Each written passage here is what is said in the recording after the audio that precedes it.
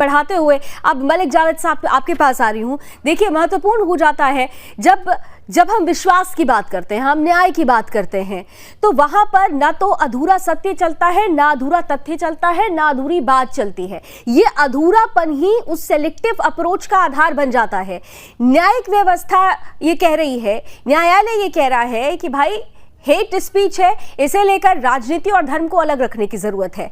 लेकिन यहां तो स्वयं में ही देखा जाता है कि हमारी न्यायिक व्यवस्था में, हमारे न्याय तंत्र में, हमारे न्यायालय ही धर्म विशेष को लेकर कुछ और अप्रोच रखते हैं, हिंदुइज्म को लेकर कुछ और अप्रोच रखते हैं।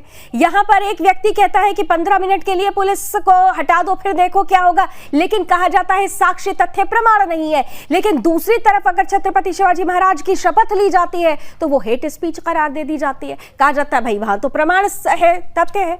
तो ये जो अधूरापन है, क्या ये हेट स्पीच का आधार बन रहा है? जावेद साहब,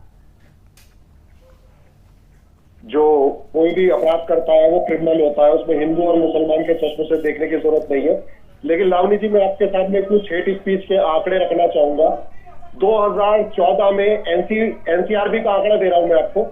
2014 में 323 केस दर्ज हुए थे हेट स्पीच के, और पिछले 7 सालों में 1814 केस दर्ज हुए हैं। 500% की वृद्धि हुई है, और इसमें 2021 और 22 के केसेस की गिनती नहीं है। दूसरा, मैं आपको ये कहना चाहूंगा, हेट स्पीच जो है, खाली सुप्रीम कोर्ट ने हेट स्पीच पर तल्ख टिप्पणी नहीं की, उन्होंने फेक न्यूज पर भी तल्ख टिप्पणी की है कि फेक न्यूज भी देश को बर्बाद कर रहा है। और मैं आपको उदाहरण देना चाहूंगा फेक न्यूज का। संवैधानिक पद पे बैठे हुए लोग, जम्मू कश्मीर के लेफ्टिनेंट गवर्नर एक भाषण में कहते हैं कि राष्ट्रपिता महात्मा गांधी के पास कोई डिग्री नहीं थी, और दूसरी तरफ प्रधानमंत्री की डिग्री को लेकर दिल्ली हाई कोर्ट में केसेस चल रहे हैं। तो ये फेक डिग्री का, फेक न्यूज का एग्जाम्पल है। अब मैं आपसे आता हूं हेट स्पीच। हेट स्पीच आपने कहा कहां डिफाइन है? 153A आईपीसी का पढ़िए, आपको पता लग जाएगा कि क्या क्या करने से हेट स्पीच होगी। मैं आपको उदाहरण देना चाहूंगा। दिल्ली पुलिस अनुराग ठाकुर, प्रवेश ठाकुर के खिलाफ कोई केस दर्ज